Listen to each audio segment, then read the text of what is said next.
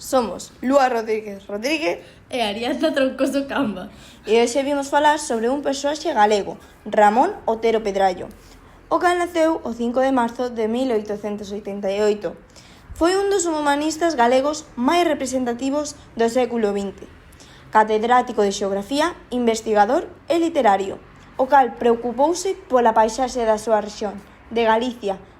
Faleceu o 10 de abril de 1976, pero deixounos unha gran cantidade de escritos sobre Galicia, a súa paisaxe, as peregrinacións e a editorial Galaxia. Galicia é un territorio de contrastes, o que a permite crear un espazo rico e variado dende moitos puntos como a economía, a sociedade, a cultura e o paisaxismo. Como cada lugar, en Galicia temos características culturais, facéndonos ser únicos e para iso hoxe coñeceremos algúns elementos do noso patrimonio. Unha cousa que podemos ver en moitas aldeas son os hórreos.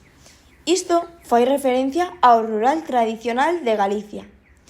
Estas construccións, tanto de madeira como de pedra, eran usadas pola clase popular para gardar cultivos e evitar que os animais as comeran. Os castros, facendo referencia ao pasado celta que anduvo nestas terras. Os bosques frondosos, que ocupan o 66% de Galicia, unha barbaridade, non? Os cales contan con unha bonita flora composta por carballo, castiñeiros, laurel e o espino, entre outras moitas. As zonas costeiras, sendo lugares moi concurridos, os cales son protagonistas de algúns mitos ou lendas, e tendo unha importancia social na actualidade pola industria pesqueira. Temos a Catedral de Santiago, a cal non para de atraer turistas pola súa importancia social, histórica e relixiosa. Estas peregrinacións contan con diversas rutas.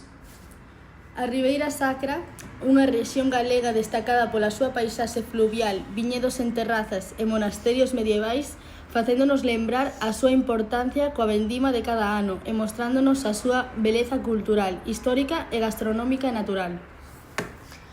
A artesanía en Galicia é importante, xa que reflexa as tradicións antigas que formaban a nosa identidade.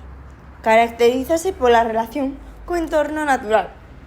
É dicir, o uso de materiais como madeira, pedras, entre outras moitas. E por último, aquí en Galicia somos de moita festa e de bo dente, polo que as comidas caseiras pasaron de xeración en xeración, sendo na actualidade un plato típico de festa e un manxar que nos acerca máis ao noso pasado e aos nosos oríxenes. Entre isto e moito máis, componse esta maravillosa comunidade, a cal, grazas a Otero Pedrallo, non lle daríamos tanta importancia. Grazas, Otero Pedrallo.